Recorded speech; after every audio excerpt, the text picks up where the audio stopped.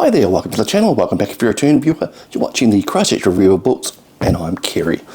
Today, a quick off-the-cuff review of this book, The Bookshop Detectives, Dead Girl Gone.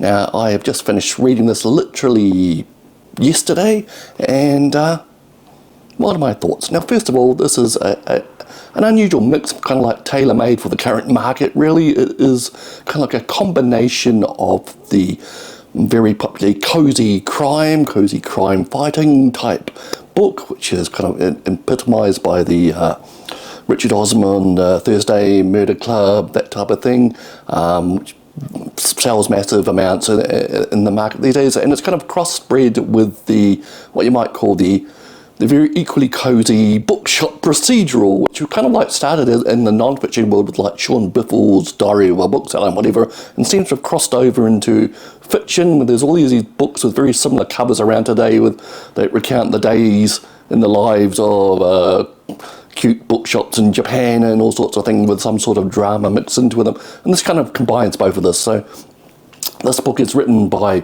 Gareth Ward and Louise Ward, who are a pair of booksellers, husband and wife booksellers in Havelock North in New Zealand. They run a bookshop called Wardini Books.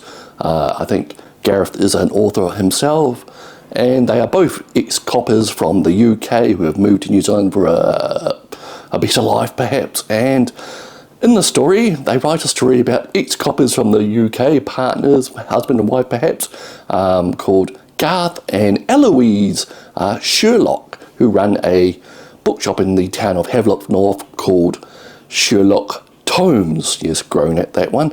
And anyway, I really enjoyed it. It is a nice palate cleanser from the more serious or nostalgic stuff I'd been reading recently. It's just light and breezy, fun, keeps you engaged. Basic plot is this couple who run a bookshop in Havelock North in the smallish town of Havelock North in the Hawke's Bay region of New Zealand. That's the east coast of the North Island. You know, they're doing their daily routine, running the bookshop, and this kind of bookshop procedural stuff is actually quite interesting. I mean, I could read a whole book, basically, day in the life of a bookshop, the days in the life of a bookshop. It's quite happily. I mean, that's what we actually did read with things like Sean Biffle's books, really. And one day their publishing rep tells them that and a strict secret to see that a massive global best-selling author called Isabella Garanti wants to launch her new book at their bookshop, and this takes them back because they're a very small operation, and then, you know, all the organising and arranging this bookshop launch of a new book will be, you know, overwhelming for them, but they take it on and they have to sign non-disclosure agreements and what have you about that, not to tell anyone. And in the process of doing this and running their business day to day, when an unusual package turns up at their door, and they open it up, and they think it's connected to a crime which criminals and crime in the UK, which they basically ran away from to New Zealand, and they fear that it's all coming to catch up with them. And a book, it's scrawled in the book, tells them, why don't you look into the disappearance of, I think it's Tracy, sorry, I've forgotten the surname, Tracy Mercer. Let me just find that, sorry, I have a mental block in here. Oh man, looks that book. Okay. Tracy Jervis, sorry. Minor mental breakdown there. So Tracy Jervis is a young girl who I think disappeared from the town in 1999. Bit of a scandal. A local businessman was supposedly having an affair with her, and her father was really controlling, and all sorts of things led to the worst being suspected to have happened to this girl Tracy, who was a high school student at the time. And so these booksellers, in amongst all the stress of organising this book launch, start looking into the mysterious disappearance of Tracy Jervis, which leads them to all sorts of encounters and secrets coming out. And, you know, it's just the usual type of mystery solved in pieces. And of course, as being ex-police, they have a little bit of expertise in this type of thing. They know how to read people in situations and what have you. And it's a lot of fun.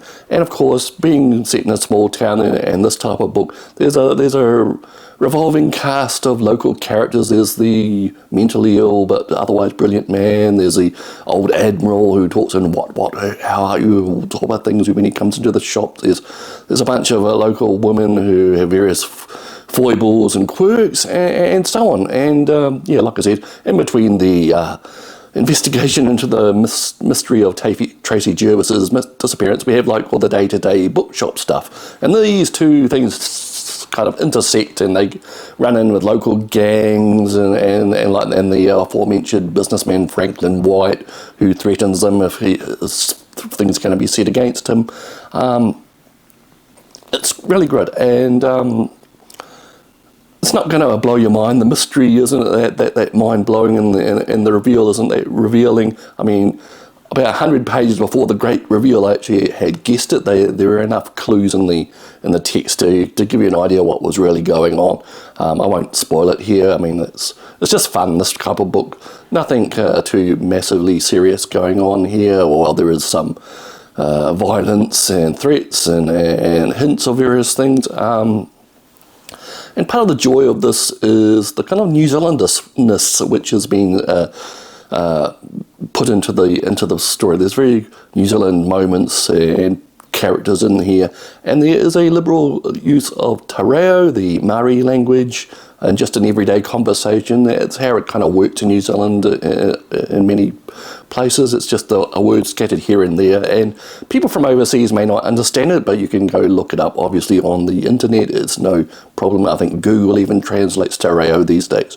And the liberal use of te reo may alienate a certain section of the Pākehā audience that may like to read this book, but too bad for them. So anyway, so that is Bookshop Detectives, Dead Girl Gone.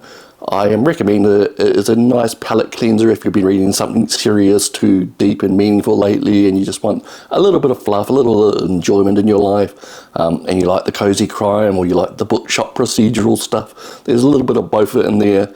There is something of a happy ending, and of course a hint of more adventures for these two to come. Alright, I'll leave it there. It is a public holiday here in New Zealand, in Christchurch anyway, in the Canterbury region. Canterbury anniversary holiday is observed today. Means not very little to most of us, more than just a day off. So the Cup Week, which precedes it, is used to be just an excuse for people to go dress up and get drunk. I'm not sure how many people enjoy the horse racing these days. It's a little bit of a dying thing, but anyway, we'll see you next time. Cheers.